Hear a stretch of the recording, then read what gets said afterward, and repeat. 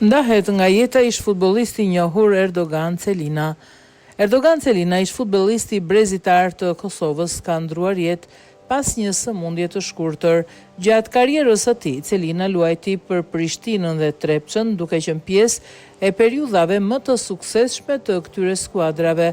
Me Trepçën ai ishte pjesëmarrës edhe në finalen e Kupës së Jugosllavisë në vitin 1978. Federata e Futbollit Kosovës e bëri të ditur lajmin për ndarjen e tij nga jeta dhe shpreh ngushëllime për familjen, miq dhe gjithë afërmit e tij.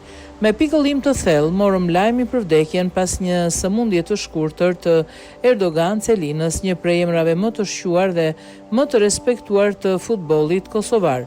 Ai ishte një ikonë e futbollit dhe një njeri i jashtëzakonshëm, i cili la gjurmë të pashlyeshme në historinë e këtij sporti. Erdogan ishte pjesë e brezitar të futbollit Kosovës, një gjenerat që përmes talentit, karakterit dhe dashurisë për lojën krijoi kapituj të rëndësishëm të historisë së futbollit ton. Ai mbrojti me krenari fanellën e Prishtinës dhe luajti me Trepçën në periudhën e saj historike, duke qenë pjesë e ekipit që arriti finalen e Kupës së Jugosllavisë në vitin 1978.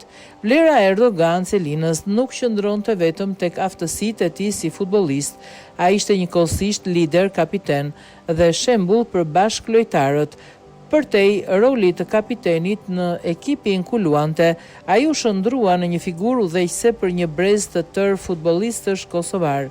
Korrektësia, qetësia, profesionalizmi, karakteri dhe komunikimi i veçantë i siguruan respektin e të gjithëve. Ai ishte model si kapiten, sportist dhe njeri.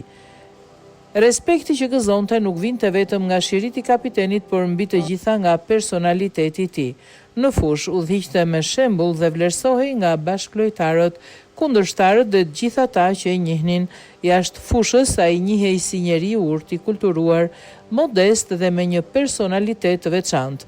Pas përfundimit të karrierës si futbollist, Celina vazhdonte të shërbente futbollit me të njëjtin përkushtim. Ai punoi si trajner, duke vënë përvojën dhe njohuritë e tij në dispozicion të klubeve dhe brezave të rinj. Ndër ekipet që drejtoi ishin Iliria e Prizrenit, ndërsa dha kontribut edhe në ekipin kombëtar U21 të Kosovës.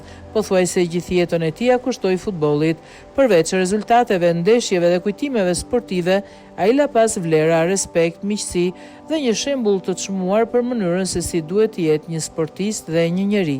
Me vdekjen e tij, futbolli i Kosovës humbi një prej figurave të tij ikonike, ndërsa komuniteti sportiv humbi një personalitet të rrallë, një lider të një gjenerate dhe një njeri të shkëlqyer.